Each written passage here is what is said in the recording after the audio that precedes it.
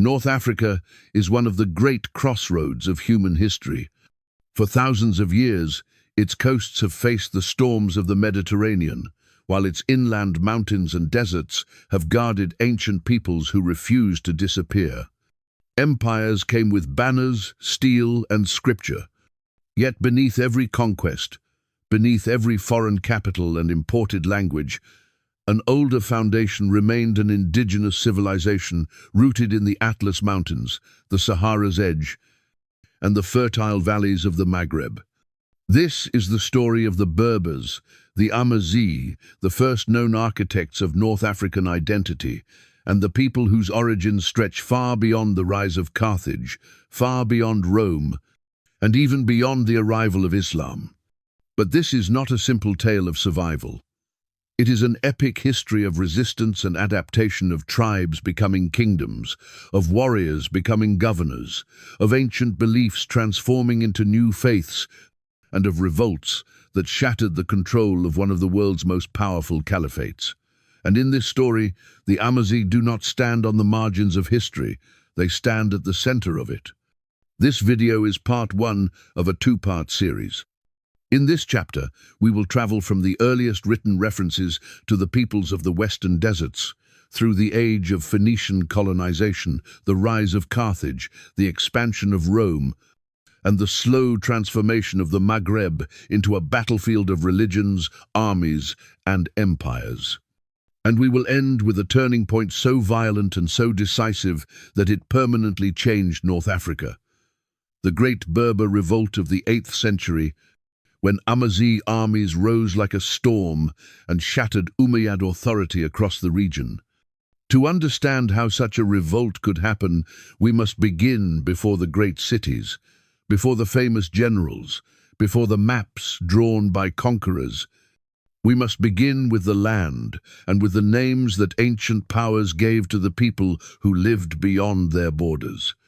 In the records of ancient Egypt, there are early references to groups living to the west peoples, often described as Libyans, including the Libu and the Meshwesh, who appear in New Kingdom contexts and later conflicts.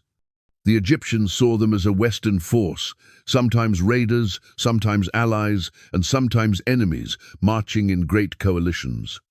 While these names do not map perfectly onto later Amazigh identities, they reveal something crucial. North Africa's indigenous populations were not unknown shadows. They were already present in the written memory of one of the world's earliest civilizations. These early references matter because they place the ancestors of the Maghreb's peoples inside a world of diplomacy and warfare long before classical history begins. They also hint at the complexity of tribal organization.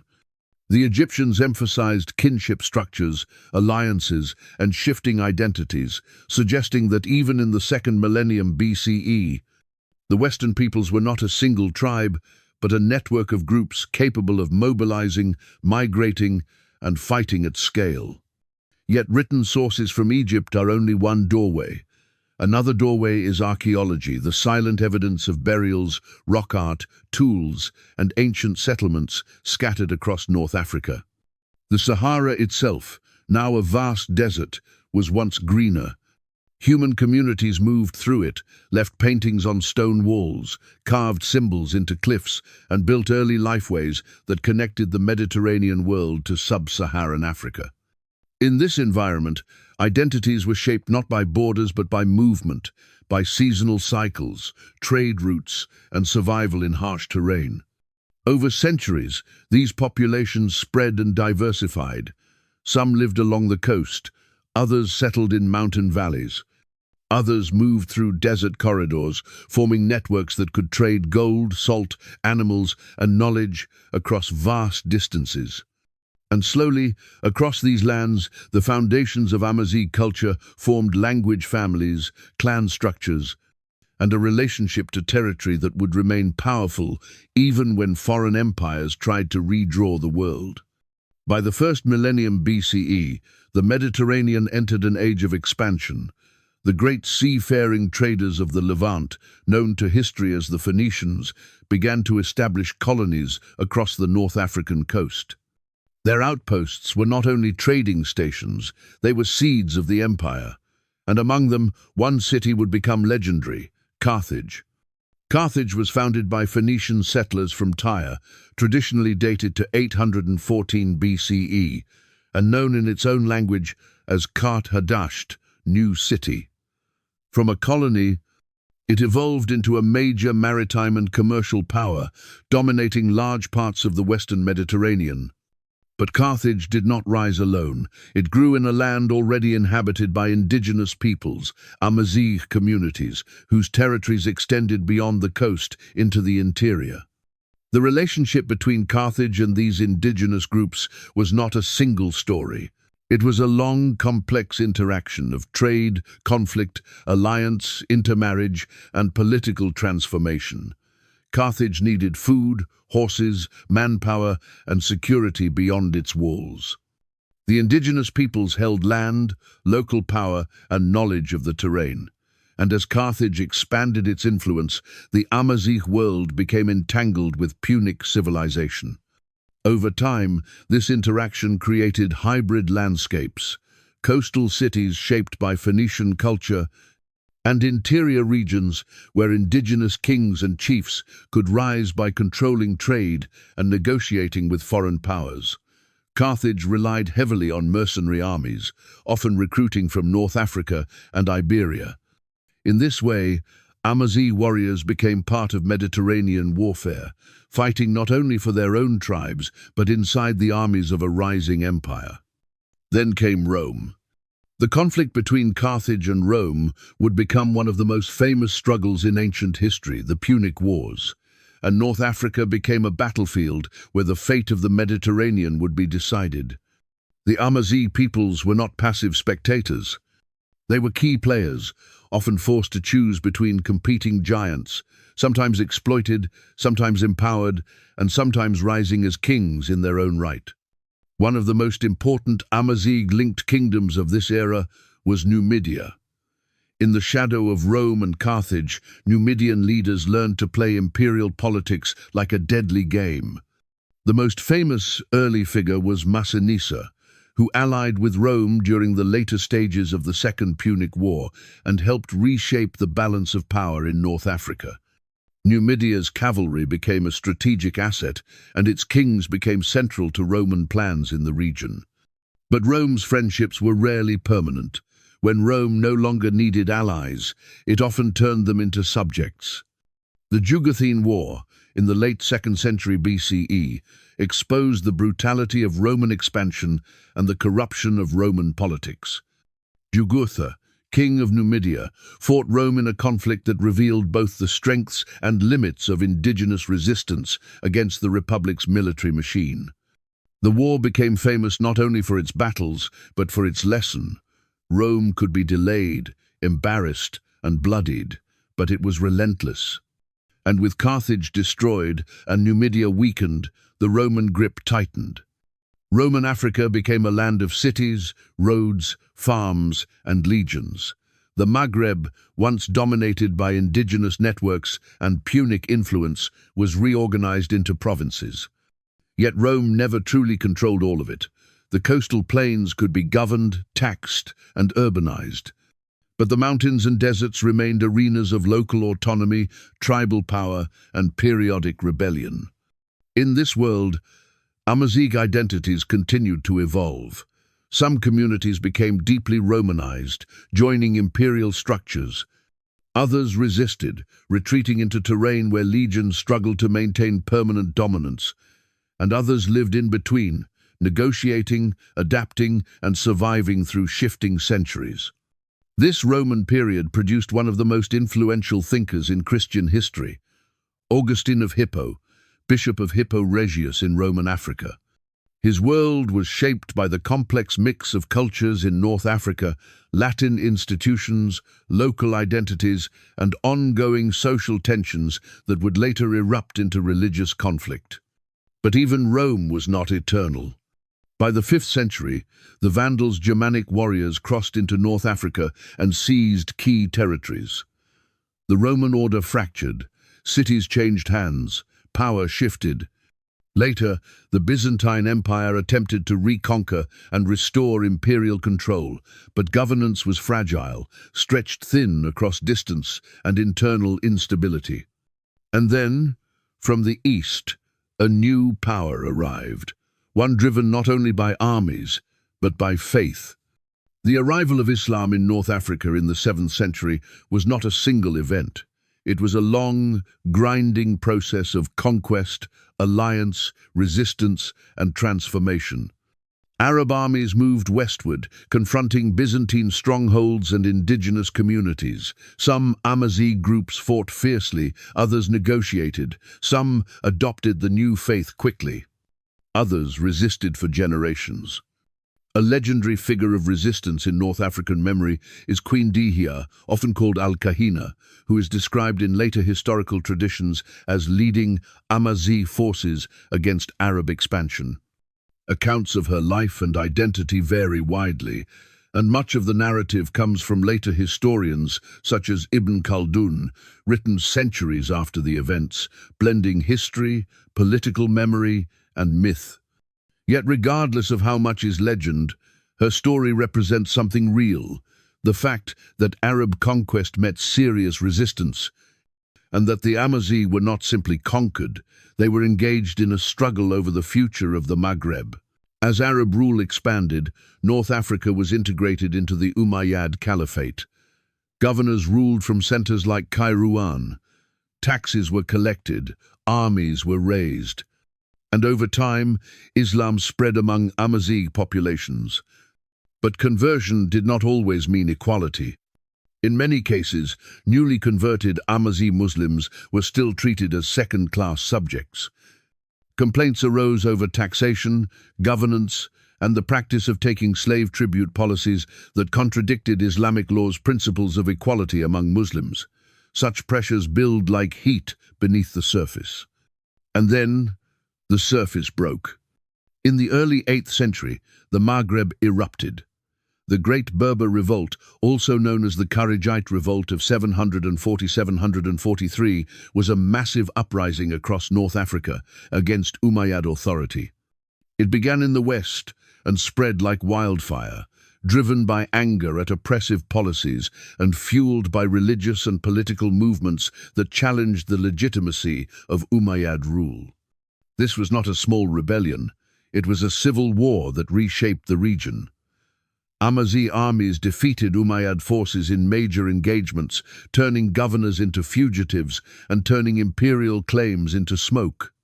Battles such as Bagdura became symbols of catastrophic Umayyad losses, with huge casualties reported in later traditions, and the collapse of control in Morocco becoming irreversible.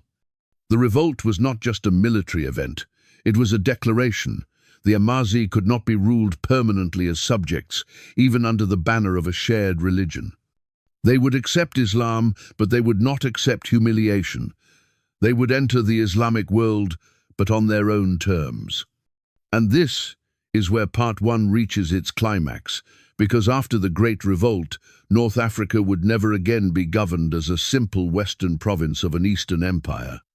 New Amazigh-led states and movements would rise, old power structures would break, and the story of North Africa would transform from conquest to fragmentation, from empire to competing dynasties. After the Great Berber Revolt erupted, the Umayyad authorities quickly realized they were not facing a localized disturbance. They were facing a chain reaction, an uprising spreading across tribal confederations and across geography, from the western edges of the Maghreb toward the great administrative centers of Islamic North Africa. What made this revolt so dangerous was not only the scale of Amazigh mobilization, but the ideology that helped ignite it. In many regions, the revolt was fueled by Carthagite currents, especially Sufri and Ibadi strands, preaching an uncompromising doctrine that piety, not Arab lineage, determined legitimacy, that unjust rulers could be rejected, and that equality among Muslims was not negotiable. In a world where many newly converted Amazigh were treated as inferior and where taxation and slave tribute policies created outrage, such preaching did not merely inspire, it weaponized belief into rebellion. This meant the revolt was not simply ethnic and not simply economic. It was political, religious, and moral in the eyes of its participants, an uprising by Muslims who argued that Umayyad rule had betrayed Islam's own principles. A caliphate that demanded obedience could now be accused of hypocrisy, and once that accusation spread, the empire's authority in the far west became brittle. In Morocco, Amazigh forces gained momentum with terrifying speed. Umayyad commanders attempted to contain the rebellion with punitive expeditions, but the deeper they marched into hostile terrain, the more the landscape itself became an enemy. Mountain passes, rural networks, and local knowledge turned into strategic advantages. Indigenous fighters did not need to conquer cities immediately. They needed to bleed the imperial armies, isolate them, and destroy their confidence. The Umayyads responded by sending reinforcements, including an elite Syrian army meant to restore order. But in the Maghreb, elite status did not guarantee victory. The most decisive confrontation came at a battle remembered as catastrophic, the Battle of Bagdoura in 741. Bagdoura was more than a defeat, it was a collapse. A major Umayyad force was shattered, and its destruction became one of the turning points that ensured Umayyad control in Morocco could not be fully re-established. Later sources describe vast losses, and even outside Islamic chronicles, the reverberations of this crisis can be felt. The revolt was significant enough that Latin Christian chroniclers in Iberia, like the author of the Chronicle of 754, also known as the Mozarabic Chronicle, recorded the instability tearing through the Western Islamic world during this era. This matters because it proves something essential. The Great Berber Revolt was not a footnote in Islamic history. It was a seismic event noticed across the Mediterranean world. While imperial forces collapsed in the west, the consequences spread outward. In Al-Andalus, Berber troops, many of whom had served within the Islamic conquest of Iberia, were also affected by the revolt's energy and by its political shockwaves. Revolts in North Africa disrupted supply lines, legitimacy, and manpower. The western provinces of the Umayyad world were suddenly unstable on multiple fronts, and the idea that Damascus could control the far west through distant governors began to look like an illusion. Yet the revolt did not create one unified Amazigh empire. That is not how the Maghreb worked. The Amazigh world was diverse.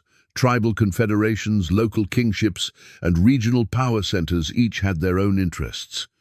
The revolt fractured Umayyad authority, but what rose afterward was not a single crown. It was a new political landscape of competing movements. Some Kharijite, some dynastic, some local, all shaped by the vacuum left behind. And this is the deeper historical meaning of the Great Revolt. It marked the beginning of the end of North Africa as a simple province of Eastern imperial rule. But to fully understand why Amazigh resistance could become so explosive, we must step back once more, because the revolt was not born from nothing. It was born from centuries of experience. For generations, Amazigh communities had lived under foreign systems that tried to categorize them, tax them, recruit them, and govern them. Carthage had drawn them into Punic war and commerce. Rome had pushed roads and cities into their lands while never fully controlling the mountains. The Vandals and Byzantines had fought over the same coastline, proving again that North Africa was worth conquering but difficult to hold. Then Islam arrived, bringing a new worldview and a new empire. Many Amazigh adopted Islam with sincerity and speed. They were not outsiders to the faith. They became its soldiers, scholars, and administrators. But in too many cases, the Umayyad administration treated Amazigh converts as Muslims in name, but not in status. It is here, at the intersection of belief and humiliation, that revolt became inevitable. And so, the Great Berber Revolt should be understood as both rupture and continuation, a rupture in the power structure of the early caliphate, and a continuation of North Africa's long-pattern foreign conquest meeting indigenous resilience, again and again across the centuries. The Umayyads could conquer territory, they could build garrisons, they could appoint governors, but they could not erase a civilization whose identity had been forged through geography, kinship, language, and memory. The Amazigh were not merely resisting taxation, they were defending dignity. Even so, it is important to recognize the complexity. Not all Amazigh opposed Umayyad rule at all times. Not all Amazigh supported Kharijite movements. The Maghreb was not one voice. There were many voices, and the struggle was layered. Local power against imperial control, religious reform against dynastic authority, tribal autonomy against central governance. But what the revolt proved beyond all argument was that the far west could break away. And once that break happened, it opened the door for new Amazigh-led states, new religious identities, and new powers that would reshape the Maghreb and beyond. The world that followed would eventually produce Amazigh dynasties capable of projecting force across the Mediterranean, influencing Iberia, challenging rival caliphates, and building cities that became centers of learning and empire. That is why the Great Berber Revolt is not just an ending, it is also a beginning. In the next part, the story will continue into the post-revolt era, where North Africa fractures into new political realities, where Amazigh movements transform Islam in the region, and where the consequences ripple outward into the history of Al-Andalus and the Western Mediterranean. For now, the most important truth remains. By the mid-8th century, the Umayyads could no longer claim the Maghreb as a secure western frontier. The Amazigh had shattered that claim on the battlefield, and they had done it with a force that the world could not ignore. To grasp the full weight of Amazigh resistance in the Islamic era, it helps to remember a hard truth. The Maghreb had been resisting empires for centuries. The Great Berber Revolt was not a sudden eruption of anger. It was the latest chapter in a longer tradition of frontier warfare, tribal autonomy, and indigenous political survival. Under Rome, North Africa was often portrayed as a pacified region of cities, roads, and grain fields. But beyond the monumental arches and neatly planned forums, there existed another reality, a countryside where imperial authority could be contested, where migration routes mattered as much as highways, and where local leaders could turn geography into a weapon. One of the clearest examples of this comes from the early 1st century CE, when a Berber leader named Tacfarinas led a long and exhausting revolt against Roman rule. Tacfarinas was reportedly a Numidian who had previously served in the Roman military as an auxiliary, meaning he understood Roman discipline, tactics, and weaknesses.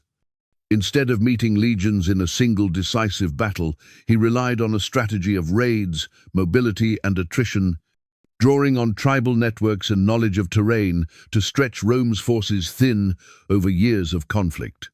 Source: the significance of Tacfarinas is not only the revolt itself, but what it reveals about the structural relationship between the empire and the indigenous world. Rome could dominate the coast and major cities, but it struggled when confronted by warfare that refused to play by Rome's rules. The empire depended on roads, supply lines, and fixed points of control. A mobile insurgency could strike where Rome was weak, disappear where Rome was strong, and force the state into a costly cycle of pursuit. Source: this pattern repeats throughout North African history. When the landscape favors mobility, local networks, and retreat into rugged terrain, the greatest empires in the world can be made to bleed. In Roman Africa, resistance was not only military, it was also cultural and religious. Over time, Christianity grew in North Africa and produced some of the most influential minds in religious history. Yet even Christianity became a battlefield for identity and power, culminating in movements like Donatism. Donatism emerged from conflicts within the North African Church, but it became more than a theological disagreement. It spread widely and developed a major following in parts of the indigenous population.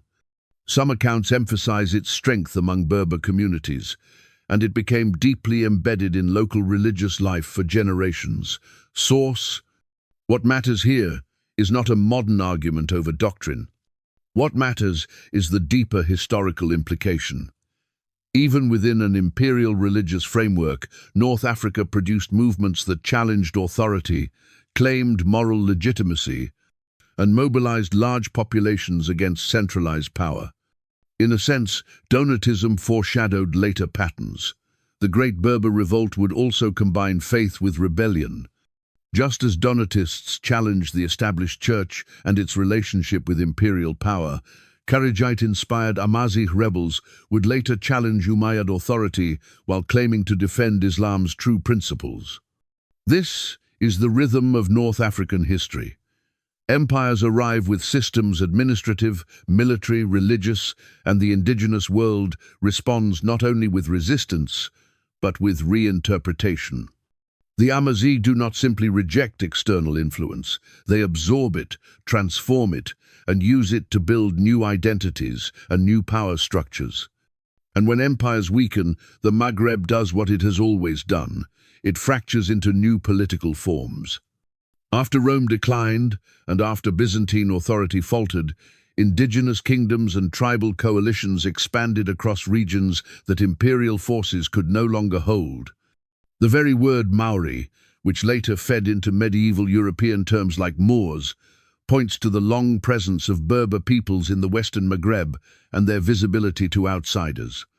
Ancient and late antique writers did not speak of an empty land. They spoke of peoples with names, territories, and power. Source: by the time Islam arrived, this region had already learned a crucial skill: how to survive the rise and fall of foreign rulers.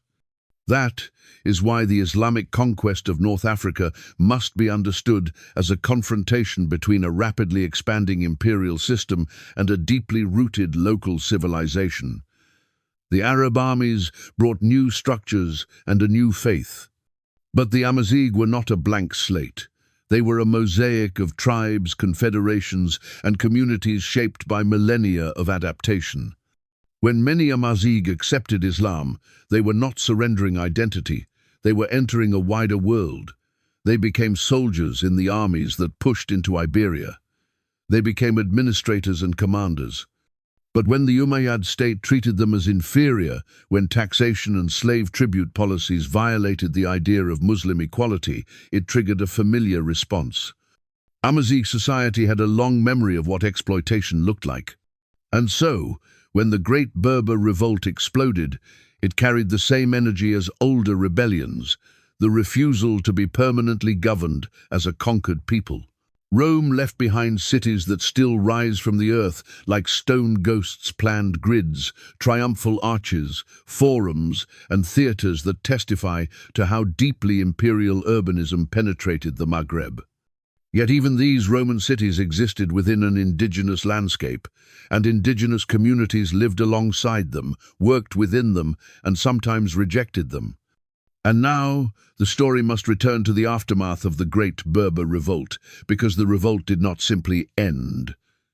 It produced a new political reality. Once Umayyad authority cracked, the Maghreb became a region where new movements could build states outside direct caliphal control. Some were shaped by Kharijite ideology. Others were dynastic. Others were tribal confederations, controlling trade routes, mountain strongholds, and coastal cities. The central idea was the same: North Africa could now generate its own power centers. This is the moment when the Amazigh move from being subjects within empires to being makers of states. And this transition is essential to the larger epic arc of Amazigh history because it sets the stage for the dynasties, empires, and warrior movements that will later dominate Morocco, Algeria, Tunisia, and even Iberia. The Great Berber Revolt did not end with a treaty, it ended with a reality.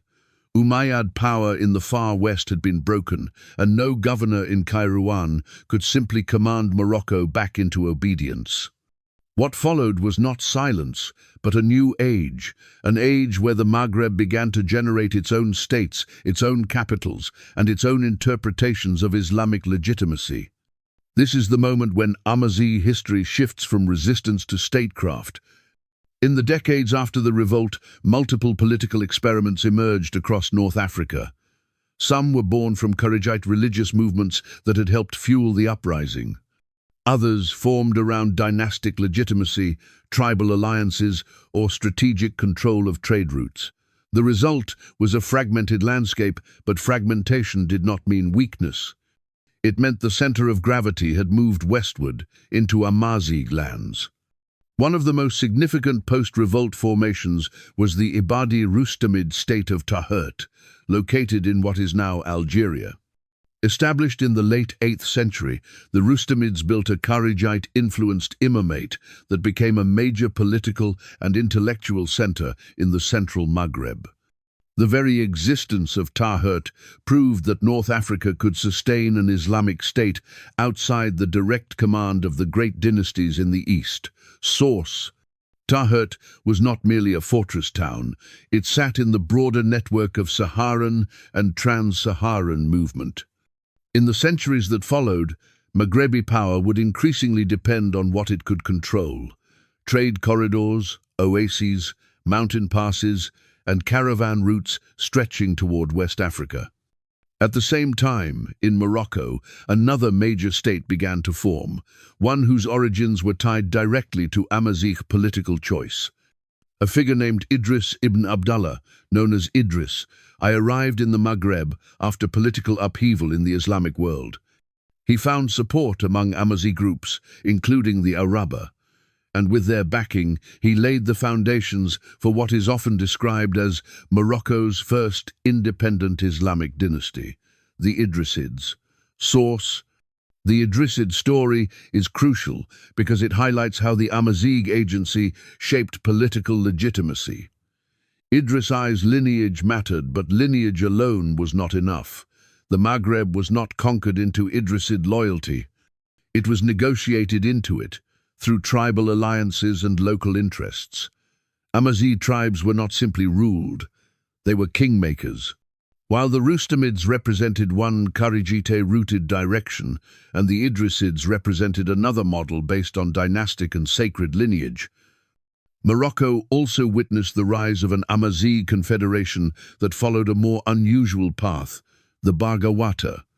The Barghawata created a religio-political state in Morocco that lasted for centuries, and is remembered as a powerful Amazigh confederation that forged its own identity in the post-revolt vacuum. Source: together, these developments show what the Great Revolt truly unleashed: the end of a single imperial narrative and the beginning of multiple Amazigh-led political futures. But this was not only a political transformation, it was also a cultural one. Islam was spreading deeper into the Maghreb, but it was spreading into a world with its own languages, tribal structures, and memories of past empires. Over time, North Africa became a region where Islamic identity and Amazigh identity intertwined, sometimes harmoniously, sometimes violently, but always irreversibly. And the struggle over legitimacy did not stop. In the post-Umayyad world, new powers would rise, some claiming to represent orthodoxy, others representing reform, others building dynasties through military strength. Yet the underlying fact remained: after the revolt, the Maghreb was no longer just a conquered frontier, it had become a producing center of history. To understand why these new states mattered, consider what they replaced. Under the Umayyads, legitimacy flowed from Damascus. Under the early Abbasids, legitimacy flowed from Baghdad. But in North Africa, legitimacy increasingly flowed from local realities, tribal alliances, regional control, religious movements, and the ability to secure trade and defend territory. In other words, power became Amazigh again. And with power came new cities and new landmarks, some ancient, repurposed by new rulers, others built from nothing as symbols of a new age. And in Morocco, Idrisid history connects strongly to older Roman foundations, especially the ruins of Volubilis, near where Idris I established himself with Amazigh support. Volubilis becomes symbolic, a Roman city's ruins, standing beside the birth of an indigenous Islamic dynasty, showing the layers of civilization in one place. The story is accelerating now, because once Amazigh-led states begin to form, North Africa starts producing forces that will eventually impact Iberia, challenge rival caliphates, and build empires that extend across deserts and seas. But before we reach those later empires, we must emphasize the key consequence of this era. The Maghreb became politically plural. Rustamids in Tahut, Idrisids in Morocco, Barghawata on the Atlantic coast. Other movements and cities are rising in the gaps. No single authority could simply own the region. This pluralism had a price conflict, competition, rival claims.